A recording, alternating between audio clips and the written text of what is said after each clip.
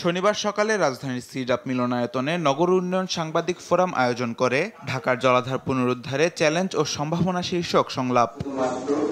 এতে অংশ নিয়ে বক্তারা বলেন, নগরের উন্নয়ন হয়েছে কিন্তু কমেছে জলাধার, আর এই জলাধার কমার দায় সরকার এড়াতে পারে না বলেও জানান তারা।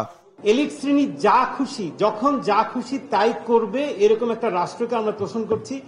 এবং যখন আপনি বড়, এবং সেটা কিন্তু এলিট বলতে আপনারা সবাই জানেন যে এখানে শুধু ব্যবসায়ী না, কিন্তু জাতীয়ভাবে নগর ও গ্রাম অঞ্চল পরিকল্পনা আইন নাই, সেই আইন তৈরি করা, এবং যদি সেই আইন তৈরি করা যায় তাহলে সেখানে যদি আমাদের দেশের সরকার প্রধানকে ন্যাশনাল ফিজিক্যাল প্ল্যানিং কাউন্সিল করে তার হেড করা যায়, তাহলে এই সমস্যার থেকে আমরা বের হতে পারবো।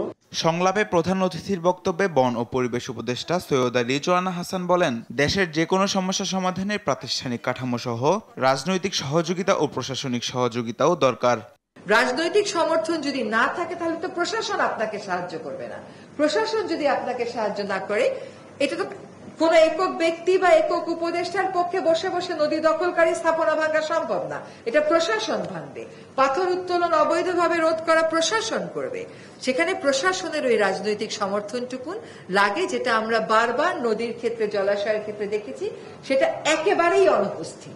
রাজনৈতিক সরকার বা অন্তর্বর্তীকালীন যে সরকারই হোক, জনসমর্থন পেলে যে কোনো কাজ এগিয়ে নেওয়া সম্ভব বলে জানান উপদেষ্টা। জনসমর্থন পেলে যে কোনো কাজ এগিয়ে নিতে সকলের জন্যই সুবিধা। মাহবুব তামিম, দেশ টিভি, ঢাকা।